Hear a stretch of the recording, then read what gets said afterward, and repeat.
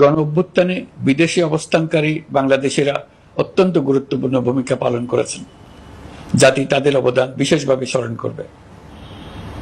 নতুন বাংলাদেশ গড়ার কাজে আমরা তাদের অংশগ্রহণ চাইব। আমাদের একটি লক্ষ্য হবে বিদেশগামী এবং প্রত্যাবর্তনকারী প্রত্যেক প্রবাসী শ্রমিককে মর্যাদা ও সম্মানের সঙ্গে দেশে আসা এবং যাওয়া নিশ্চিত করা। সে ব্যাপারে শিগগিরই পদক্ষেপ নেওয়া হবে। বিদেশে অবস্থানরত সকলের কাছে আমার আবেদন, তারা যেন তাদের উপার্জিত অর্থ অফিসিয়াল চ্যানেলে দেশে পাঠান।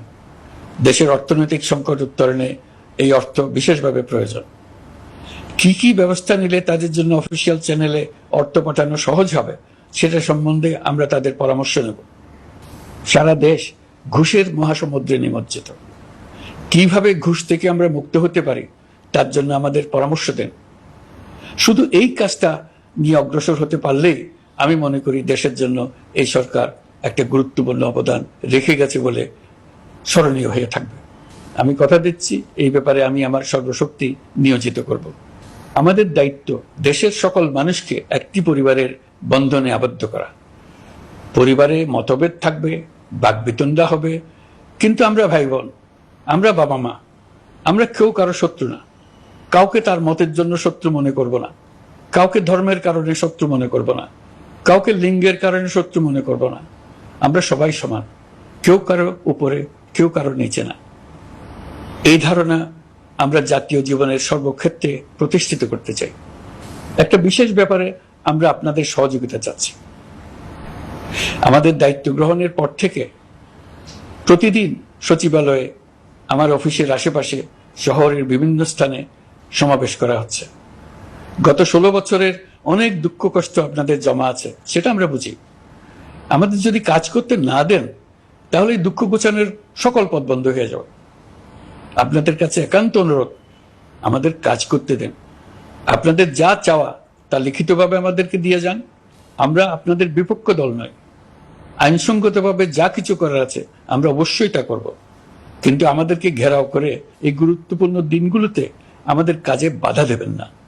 সবাই মিলে তাদের বোঝান, তারা যেন এই সময়ে তাদের অভিযোগের প্রতি দৃষ্টি আকর্ষণের জন্য আমাদের দৈনন্দিন গুরুত্বপূর্ণ কাজে বাধা না দেন। একটা বিষয়ে সবাই জানতে আগ্রহী, কখন আমাদের সরকার বিদায় নেবে। এটার জবাব আপনাদের হাতে। কখন আপনারা আমাদেরকে বিদায় দেবেন? আমরা কেউ দেশ শাসনের মানুষ নই। আমাদের নিজ নিজ পেশায় আমরা আনন্দ পাই। দেশের সংকটকালে ছাত্রদের আহ্বানে আমরা এই দায়িত্ব গ্রহণ করেছি। আমরা সমস্ত শক্তি দিয়ে এই দায়িত্ব পালন করব। আমাদের উপদেষ্টা মণ্ডলীও এই লক্ষ্যে উদ্বুদ্ধ হয়ে সবাই মিলে একটা টিম হিসেবে কাজ করে যাচ্ছি। কখন নির্বাচন হবে সেটা সম্পূর্ণ রাজনৈতিক সিদ্ধান্ত, আমাদের সিদ্ধান্ত নয়। দেশবাসীকে ঠিক করতে হবে আপনারা কখন আমাদেরকে ছেড়ে দেবেন। আমরা ছাত্রদের আহ্বানে এসেছি, তারা আমাদের প্রাথমিক নিয়োগকর্তা। দেশের আপামর জনসাধারণ আমাদের নিয়োগ সমর্থন করেছে। আমরা ক্রমাগতভাবে সবাইকে বিষয়টি স্মরণ করিয়ে যাব, যাতে হঠাৎ করে এই প্রশ্ন উত্থাপিত না হয় আমরা কখন যাব। তারা যখনই বলবে আমরা চলে যাব। আমরা সংস্কারের অংশ হিসেবে নির্বাচন কমিশনকেও সংস্কার করব। কমিশনকে যে কোনো সময় আদর্শ নির্বাচনের জন্য প্রস্তুত রাখব। আমরা বিভিন্ন সংস্কারের কাজ শুরু করেছি। দেশবাসীকে অনুরোধ করব একটা আলোচনা শুরু করতে। আমরা সর্বনিম্ন কি কি কাজ সম্পূর্ণ করে যাব, কি কি কাজ মোটামুটি করে গেলে হবে। এই আলোচনার মাধ্যমে আমরা একটা দিক নির্দেশনা পেতে পারি। তবে চূড়ান্ত সিদ্ধান্ত রাজনৈতিক সিদ্ধান্ত, সেটা রাজনৈতিক আলোচনা থেকেই আসবে।